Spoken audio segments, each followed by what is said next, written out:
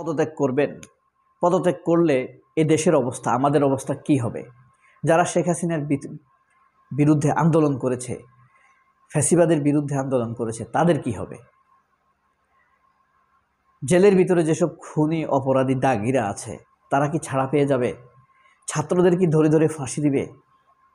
শেখ হাসিনা কি খুব দ্রুত ফিরে আসবে যদি ডক্টর ইউনূস পদত্যাগ করেন? হ্যাঁ, তাই হবে। তাই হবার সম্ভাবনা থাকবে। আমি গত 9 মাস ডক্টর ইউনূস দায়িত্বে আছেন। প্রত্যেক একটা মুহূর্তের জন্য ডক্টর ইউনূসকে আমার অবিশ্বাস হয়নি।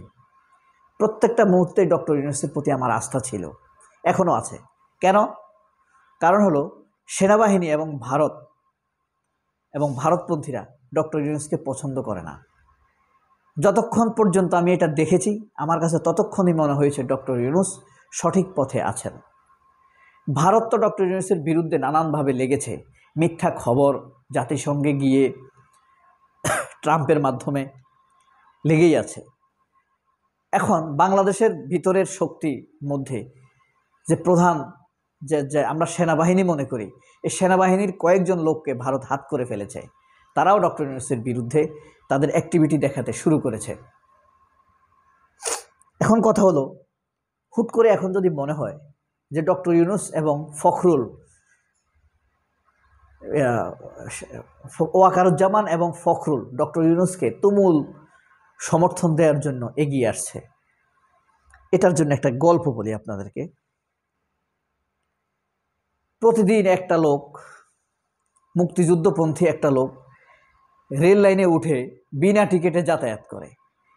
এইভাবে যাতায়াত করতে করতে তার অভ্যাস হয়ে গিয়েছে। সে এসেই সিটে বসে চায়, কেউ যদি তাকে উঠতে বলে সে তর্ক জুড়ে দেয়। এরকম সাহস বাড়তে বাড়তে তার সে রীতিমতো এবার এসি রুমে উঠে একটা সিটে বসে গেল।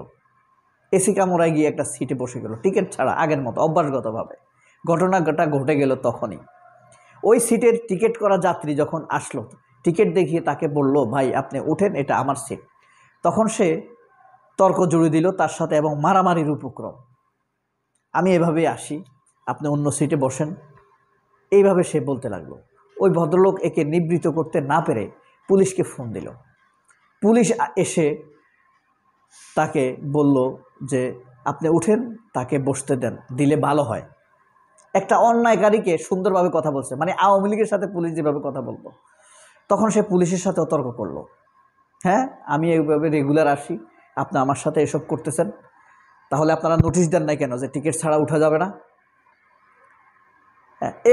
এরকম তর্ক চলতে চলতে যে আরও বললো, আমি যে যখন প্ল্যাটফর্ম দিয়ে আসছিলাম বিনা টিকিটে, তখন আমাকে কেন বাধা দেওয়া হয় নাই, এখন ট্রেনে ওঠার পরে কেন বাধা দেওয়া হচ্ছে?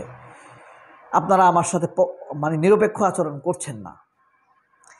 এসব তর্ক দেখে কয়েকজন আরও লোক এসে এই টিকিট ছাড়া লোকের পক্ষে কথা বলতে লাগলো।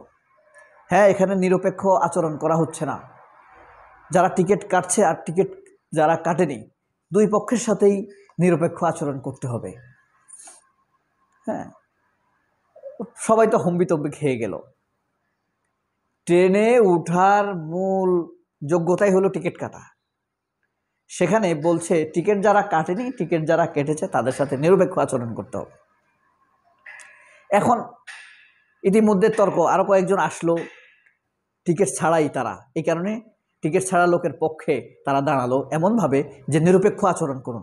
এরা সুশীল স্টাইলে, অপরাধের সুশীল আছে না কিছু, দেখবেন আওয়ামী লীগের রাজনীতি করার অধিকার আছে, সবাই তো খুন করেনি, এরকমভাবে কিন্তু বলে।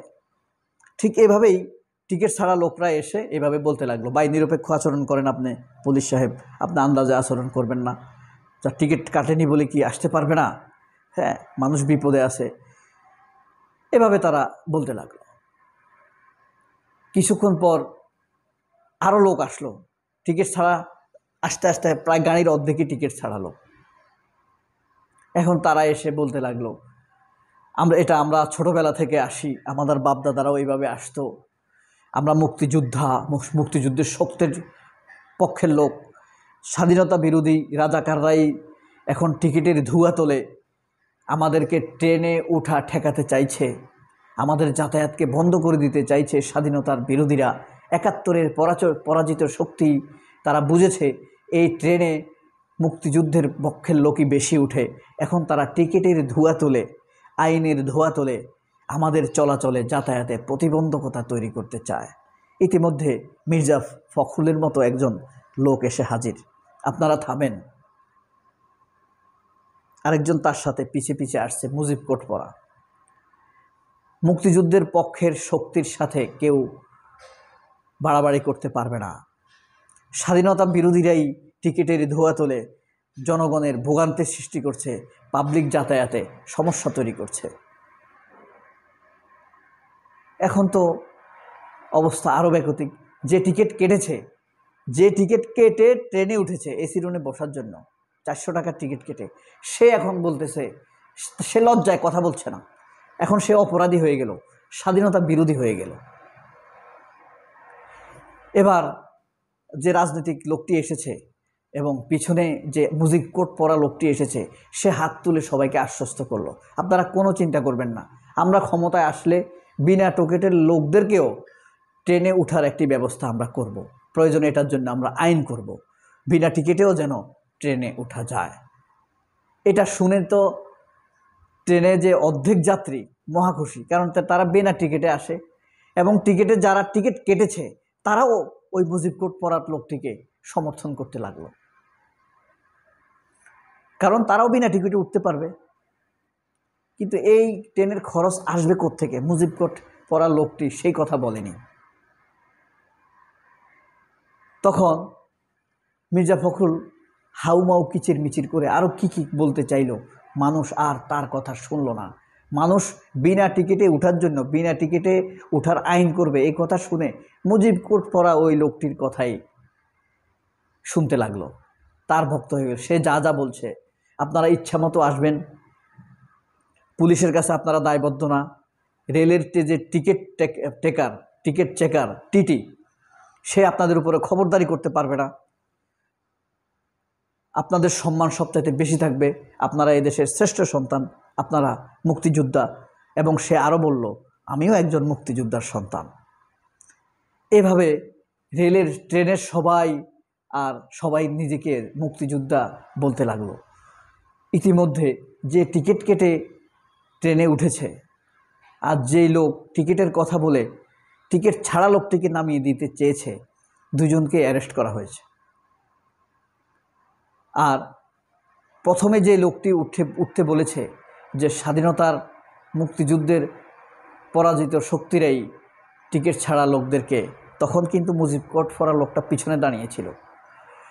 তখন মুজিব কোট পরা লোকটি প্রথমে যে প্রতিশ্রুতি দিতে উঠেছিল তাকে চট থাপ্পড় মেরে ট্রেন থেকে নামিয়ে দিল, চশমা টশমা খুলে ফেলো, পাঞ্জাবি টাঞ্জাবি ছিঁড়ে ফেলল। সে বলেছে, দেখতে ফখরুলের মতো, সে বলেছে যে আমি তো মুক্তিযুদ্ধের পক্ষের লোক। তখন মুজিব কোট পরা লোকটি তাকে থাপ্পড় দিয়ে বলল, তুই মুক্তিযুদ্ধের পক্ষের আসার দরকার নাই, তুই তোর মতোই থাক, তোর কাজ শেষ। তখন নির্বাচন ঘনিয়ে আসলো, মুজিব কোট পরা লোকের সংখ্যা বেড়ে গেল, আবার হয়ে গেল। এবার ট্রেনের কথা নির্বাচনের পরে সবাই ভুলে গেল। 24-এ যারা যারা পুলিশ হত্যা করেছে এই নামে একটি তথাকথিত অ্যামেন্ডমেন্ট জারি করলো, আগে তাদের বিচার করতে হবে। দেশে লক্ষ লক্ষ ছাত্র তরুণকে ধরতে শুরু করে দিল। এরকম একটি পরিস্থিতি কি দেশে দাঁড়াতে পারে? মির্জা ফখরুল কি সেই অবস্থানেই আছে, বা বিএনপি কি সেই অবস্থানে আছে? জামায়াত কি এগুলা ট্যাকেল দেওয়ার পজিশনে আছে? এনসিপি কি ফাঁসির মুখোমুখি হবে? ততদিন কি ডক্টর ইউনূস থাকবেন? কি হবে তার ভূমিকা? জাতিসংঘই বা এই ম্যাস ক্লিনিংয়ের, গণহত্যার কি ভূমিকা নেবে? হাসিনার তাহলে আর বিচার হবে না। সবাই অনেক ভালো থাকবেন। আল্লাহ হাফেজ। আসসালামু আলাইকুম।